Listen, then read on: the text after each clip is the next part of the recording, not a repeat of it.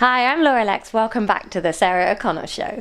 Welcome to the Sarah O'Connell Show. Laura Lexx, welcome back to the Sarah O'Connell Show. How are you today? I'm really well today. I'm meeting one of my all-time idols. Thanks. Thanks so much. Likewise. Are there going to be multiple idols here apart from me? Who else is going to be here? Well, the big one for me today is Mr. Adam Buxton, who I've been a big fan of for years and years and years, and I've never gigged with him before, and tonight I get to gig with him, which is really cool. Really cool. And you're doing an event to raise awareness for neurofibromatosis? Yes, I'll be totally honest, I don't know loads about what it is. I just know it's a charity, and I really trust the people running it that it's a good charity, so I'm doing it. 1 in 3,000 people suffer from it, apparently. Yes. They're all the words I know on this. Yeah. But it's a very good cause, amazing lineup. Yeah, incredible lineup. What a lineup. But I suppose by the time you're watching this, it's happened, so you can't come. And it's sold out anyway. But it was so great. You just need to know I do loads of charity work. Loads and loads of charity work, like the show. Yeah. Well, is this charity for me, though, or for you? Yes, double charity. Double charity. So when you give to someone £10 for Christmas and they give you £10 for Christmas, you both feel good about yourself. Yes. Mm-hmm. I'm going to start doing that. It's a really good idea. We last did an interview at the V Festival backstage 2017. Has your life been lovely since that? Was that 2017? 2017. Wow. I know. Yeah. I mean, I really remember that day. It was a lovely hot day, and V had been really fun. Mm-hmm. Life's been very busy since then. That summer that we did that was probably the summer where I was just sorting myself back out again after like a tough couple of years. Sure. So I was kind of like getting back on being vaguely aware of my surroundings again. And then since then, it's been a bit of a rocket career-wise. It's been a hell of a year, to be honest. Yeah. Because your show at the time was Tyrannosaurus Lexx, which is now on Next Up Comedy, available to stream online. It absolutely is. And if you use the promo code WatchMyShow, you can have a month free on that site. Oh, wow. That's very exciting to hear. Yeah, so Tyrannosaurus Lexx I had done in 2016 and was still sort of touring it around a little bit in 2017. I didn't produce a new show in 2017 because I was not very well. And then since then, I've done the new show, Trying, happened in 2018 at Edinburgh. And that's the one I'm touring around a bit at the moment. That's the one that's at the Soho Theatre this month. So very exciting. Yeah. Tell us about your writing process. Do you sort of carry a notepad around? Do you sit down and force yourself to write things, or how does it just happen organically? What occurs? I don't carry a notepad around. I used to, and I would write down jokes and stuff as they popped out. Nowadays, I mull on ideas and then try and sit down, and I might make notes alongside, like on my phone or something, or on the computer, and then I'll sit down and I usually write it out as prose first of all, either for my blog or just as a like big Word document on my computer. And then if I think after that, having read it back, that it's got merit and it sounds like something that would work as out loud stand up, then I will go back and rewrite it for the spoken voice rather than the written voice. Sure. But you'd never like tweet an entire hour in one thread and then to see if that works, see how many retweets that gets, and then adjust it and then retweet the entire thing? No, probably wouldn't. But I do tweet quite a lot of my jokes just to see how they work. Yeah.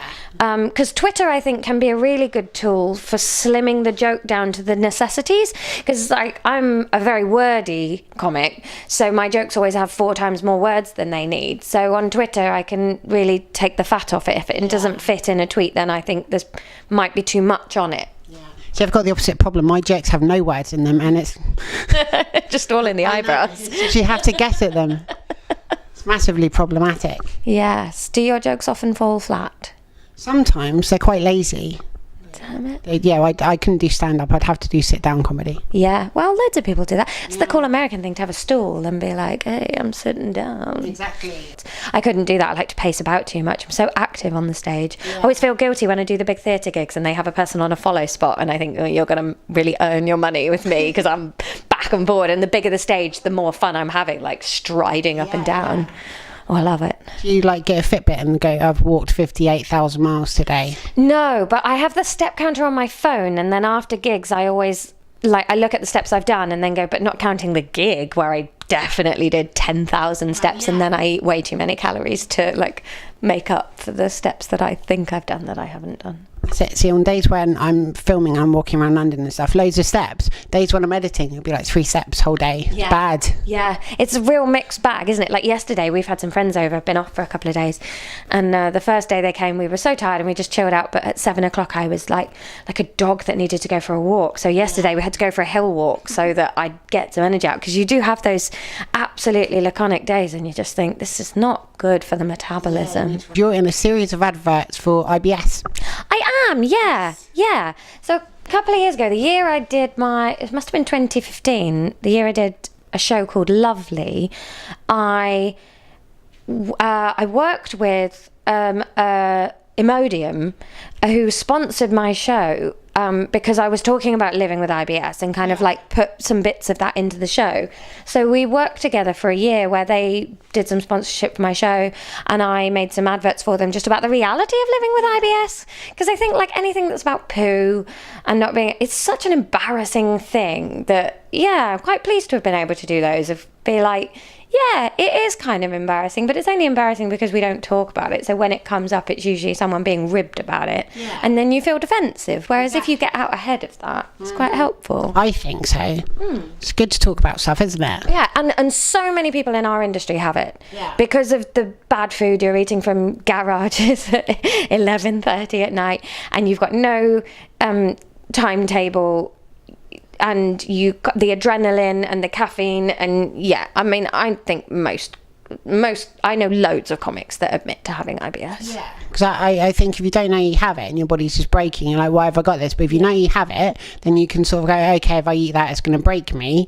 Maybe don't have double beans on toast at the minute. Absolutely, yeah, totally. And it's one of those things where it's different for everybody. Like, I really struggle with it because one of the things I really struggle to digest and eat that makes me feel quite ill is fresh fruit and vegetables.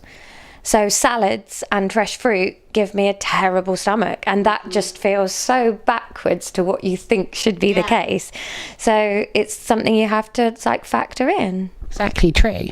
Now, I also saw that you escaped you didn't escape. In fact, John Robinson's dark room for comic relief. It was a lot of fun though to watch. Yeah, that was good fun. That must have been 2016 in Edinburgh. It was, yeah. Yeah. Because I'd never seen the dark room before then. Really? To my shame, I've never got round to going to see the whole show. I think it's going to be on at Soho Theatre quite recently. Yeah. Oh, well, maybe I'll seek that out then. You should. Depends how the Brighton trains are running. Well, if you sort of leave now, you might make it Yeah. like 3 weeks in advance or something. I'm so gutted that next week I'm at the Soho from Wednesday to Saturday, and there are no trains between Three Bridges and Brighton all week. So my journey is going to be 2.5 hours instead of 1. Can you get a direct train from London to Brighton, or do you have to swap at Three Bridges? Is that the problem? Usually you'd get a direct train, but everything goes through Three Bridges. So that is the only line down to Brighton. So when that line's shut, it's replacement bus for a week. Yeah, it's a nightmare, because I used to live near Horsham in West Sussex, and it was kind of crazy trying to get anywhere from there, because if stuff closed in the middle, you're sort of stuck. Even though you're quite close to it, you couldn't get to the things. Yeah. I mean, when it runs, and it's fine. When it, like this, a week of maintenance, and you just think, oh, why does it have to be the week I'm going to and from London every day, and we didn't want to take my car. Cool. It's a nightmare. Now, can you tell us a bit about, you've been to Edinburgh Fringe several times, and I think people think that artists just turn up and they do their show and they leave again, but it's not quite like that. I've sort of seen from the other side the amount of work that goes into just physically getting there and finding a venue. Yeah, I mean, I think Edinburgh is the entertainment equivalent of a trade fair. I think the Edinburgh Festival can be one of two things. Yeah. You can have a venue in order to sketch out some new ideas and develop a new thing and treat it like a development workshop, or it's a trade fair to say, I've worked really hard on this show, I've been working on it for a year, and I will bring it there and show it to the industry and to the general public with a view to touring it, writing a script that follows along the same lines of it, or just showing what you can do. So although the month that you're in Edinburgh is 1 month, I start previewing this Edinburgh's show on Sunday. Oh, wow. That's my first preview. I've been writing it for about a month already. and then after August I'll be looking to tour it well into next year. So it's kind of like I always think of it as being the end of the academic year for comics. Yeah. Like September it's a bit like school, like you start the next year and you go, all right, what now? But Edinburgh is kind of the one. It's quite a solo, insular thing, comedy, because you're all running around the circuit doing your own stuff, and then Edinburgh's the place where you lay it all out on the table for everyone to look at. Yeah, absolutely. Yeah, because you don't realise that, do you? Like, people just looking for people to hand out flyers, and, you know, there's been people waiting to see if they can get a room or not, and where they're going to be and all that kind of thing, and what kind of show they want to do. There's, like, the bucket shows. Yeah, I mean, it's there's so many choices to make with Edinburgh. There's the free fringe venues where the acts don't pay to hire the room, and people that come to see it don't have to buy tickets, and then you keep the bucket money. Then there's venues where you pay a higher cost to hire the room, and then you split some of the ticket money, a bit like hiring a normal theatre, really. Yeah. And it all just depends on, like, what sort of show you're doing. Like with my last show with Trying, the one I'm doing next week, I wanted that in a ticketed venue where there would be door staff and a little bit more frills and stuff, because I knew it was a delicate show that had a narrative and had a lot of themes that I wanted. And so doing it in a rowdy pub with sound bleed and anybody being able to get up and walk in and walk out at any time didn't suit the feel that I wanted for the show. Absolutely. It's a lot to consider, isn't it? Yeah, you have to work out what you're doing with it. If you're going, I've got about 20 minutes of material, and by the end of the festival I want to have an hour, then you can have a scratchy room, like a sketchbook room, and play about and stuff. But if you're going up with a polished thing and inviting the heads of channels and theatres and all sorts of things to come and see you with a view to saying, look at this beautiful thing I've made, would you like it as well? Then you want to put it on the best proscenium march you can. Absolutely. Now you're also learning Spanish at the moment. I am, yes. How's that going? Muy bueno, gracias. I imagine that's good. Yes, Now, very. Bueno is a kind of chocolate bar. I know that one. Yes. Kinder is German for child, so it's all very confusing, that word. I've always wanted to learn a second language, and I am trying to sort of stop social mediaing quite as much as I was. So I thought having a little app on my phone that was something a bit more cerebral and a good thing to spend your time doing would be better. I think that's great. Thanks. I love the song La Bamba, and I'd love to learn more of it. Like, I don't know what I'm singing. Yeah, my aim is to be able to do Despacito at karaoke by the end of the year. Exactly, yeah, that's the goal, right? I mean, I suppose you could still do social media, but just follow Spanish accounts. Yeah, I mean, I don't mind tweeting. I tweet a lot, and I sometimes Instagram, and I use my Facebook page to do things. I just wanted to, like, end that dependency of endlessly scrolling. I'm quite good at being strict with myself, but yeah, I don't think anybody is their best self on the internet, and it makes me feel very depressed about people when I actually think that that's not their behaviour. Yeah. And I was trying to think of it in terms of, if somebody of a younger generation came up to me and said, there's this forum online where everybody's horrible to each other, I would say, well, just don't look at the forum then. Yeah. And that is essentially all Twitter is. So why am I bothering myself? If that's not how people behave to each other face to face, I'd rather be in the face to face world. That's it. That's why I had to stop using Snapchat, because it occurred to me, even though I looked great on it, that people realise I don't really have a bunny nose and ears. And, you know, when I go outside, it's awful. You don't want to be that person. I know, exactly. No, babe. I need to go to the shop, but then they'll know. And I'm like, hi. It's all true. It's true stories. I don't have Snapchat. I don't understand it. Like, you say things on it, then they just explode a second later and you can't see them anymore. They just go. Oh, no, that's don't like that. stressful. Yeah. To be honest, I don't want any more. Instagram is about the only one I like anymore, because it's just pretty pictures. I just follow clouds and dogs and things. Yeah. What do you do when you're not on stage? I don't mean all the time, but like, what entertains you? You're into board games and things, is that correct? Yeah, I'm really into games and board games, tabletop games, role play games. That's probably my main hobby. I love a game. I also am quite into gardening. I have an allotment, and I have a little balcony with some seedlings on it, so I quite like to do some gardening if I've got time. Is it like flowery gardening or stuff you can eat gardening? More vegetables. Yeah, more veg stuff. I like flowers on my balcony, but I try and do edibles for the allotment. That's amazing. Yeah. Places I ever had, we used to have a cherry tree, but then the birds would get to them before me because they had a flying advantage. Cherries are bastards. Everybody wants to eat cherries. They go straight away. Now we've teased it enough. You've got a show at the Soho Theatre. Tell me everything about it except for the words in the show. Oh, I'm really excited about next week. Yeah, I'm taking my show Trying to the Soho Theatre from the 20th to the 23rd of February at 7:30 every day. Trying is the show I wrote for the Edinburgh Festival last year. I've been touring it a little bit since then. And it is about mental health and the struggle to conceive. I was a little bit unfortunate in that I have had some severe mental health issues over the last couple of years. And this show is sort of about, it's not about having any answers to any of it because I don't have any answers to any of it. But I think it's about being sort of slightly better and being out the other side of the worst of all that.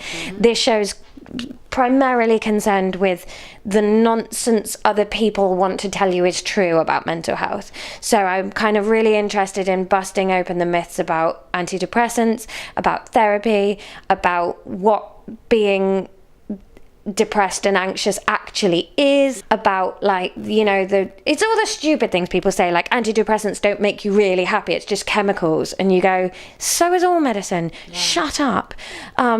If you take paracetamol, you're still dehydrated and have a headache, you just can't feel it anymore. That's the point. Of people telling me that could I really be that depressed if I'm up on stage giggling and making people laugh all the time? And just kind of what I wanted to do with this show was put myself out there, because I think I'm quite a lively, bubbly, bright person.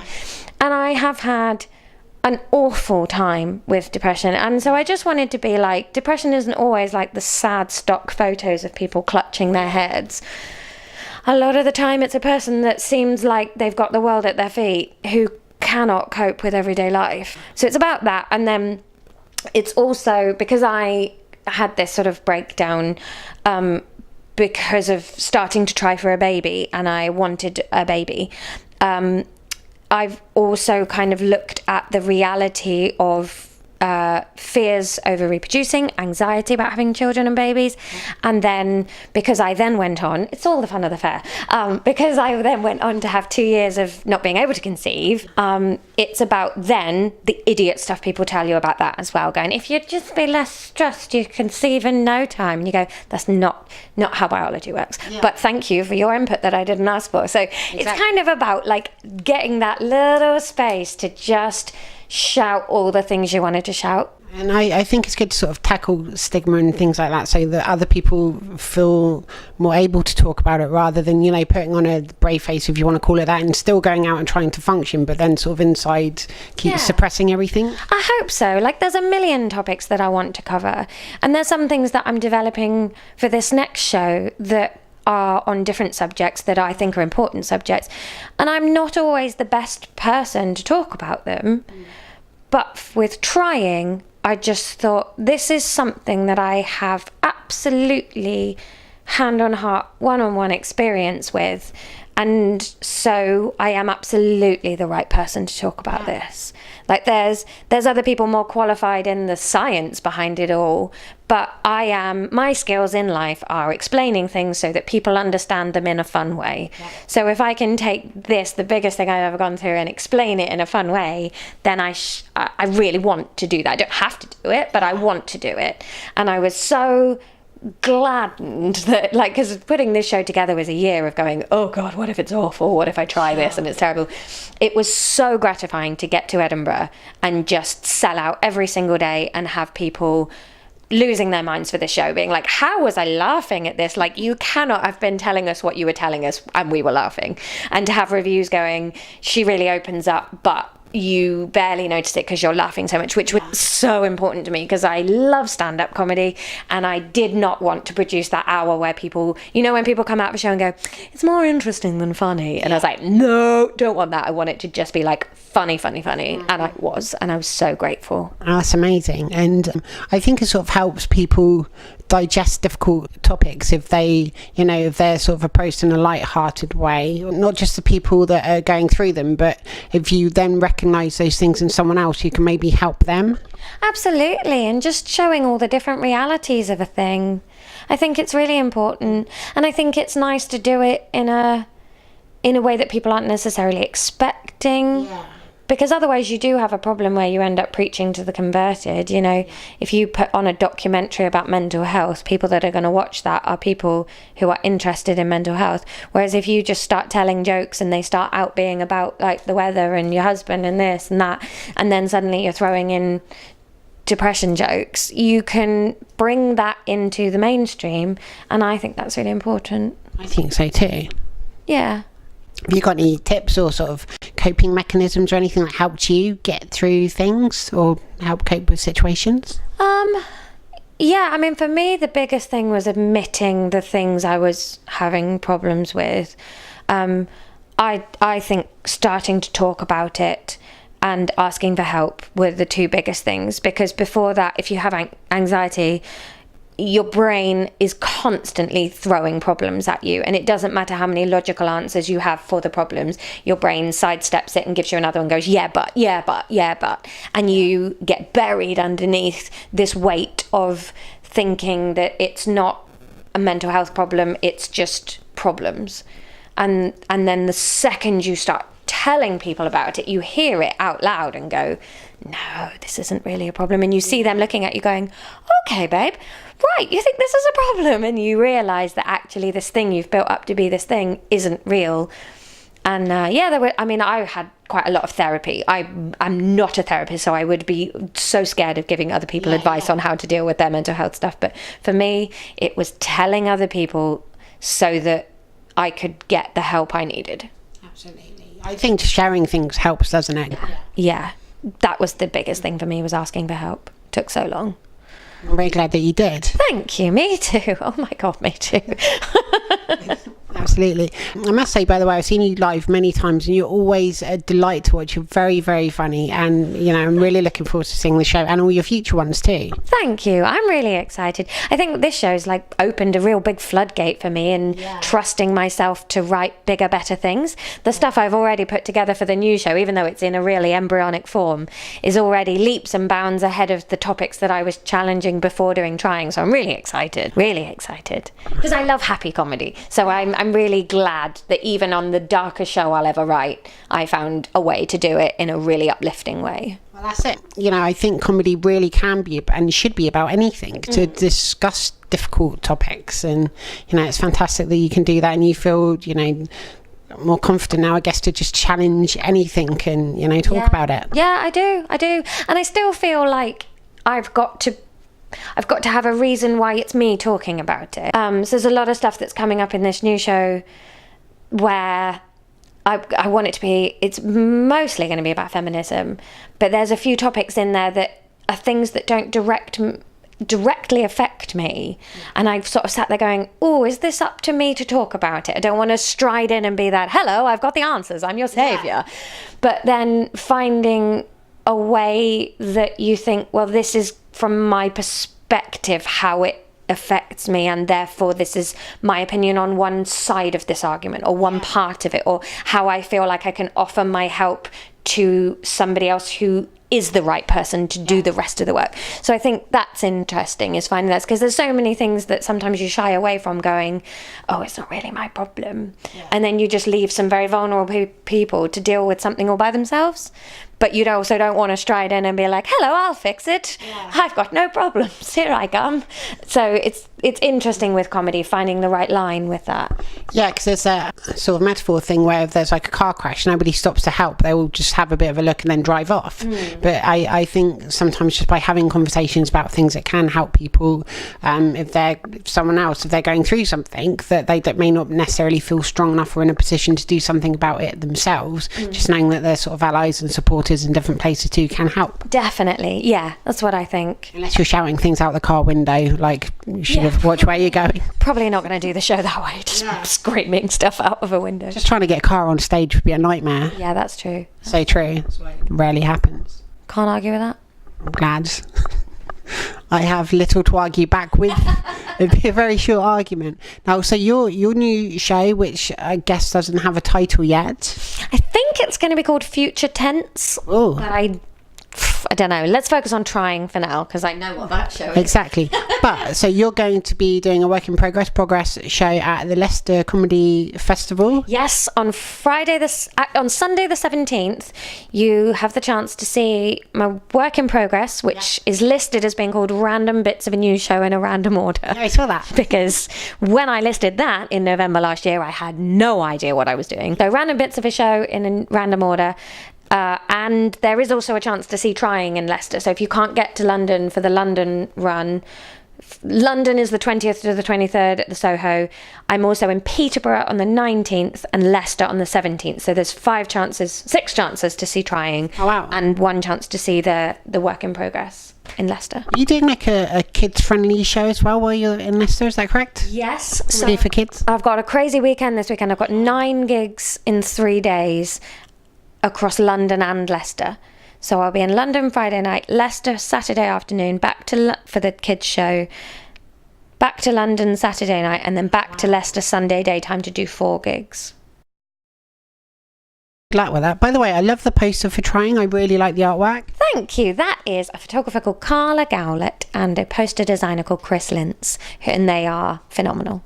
It's very nice. Thanks. I like it a lot. I saw it when you first posted it. I'm like, wow, that's a really good poster. Thank you. Yeah, I was pleased with it too. Yeah, really pleased. Exactly. So tickets are still available for Trying, so go and see it at the Soho Theatre. Multiple chances to see it, plus you're on stage constantly. Yes, I'm gigging all the time. If you want to see my full gig dates, it's www.lauralexx, which is LAURALEXX.co.uk. It's very true. It is. Yeah, has been for ages. Now, if you obviously very, very busy this year, have you got anything else lined up that you can tell us about at the minute? This year, nothing I'm allowed to mention yet. Exciting. Yeah, nothing else I'm allowed to mention. Well, that's good, because that means when we get around to a threequel, we can talk about the other things. Exactly, yeah. When we're in Edinburgh or the next year, hopefully by the summer, there'll be some stuff that I'll be able to talk about. Fantastic. Yeah. Now, finally, Laura Lexx, have you got any messages for your fans and people watching the Sarah O'Connell show around the world? Please be nice to each other and check whether something actually affects you before you start complaining that it hurt you. That's very good advice. Thank you.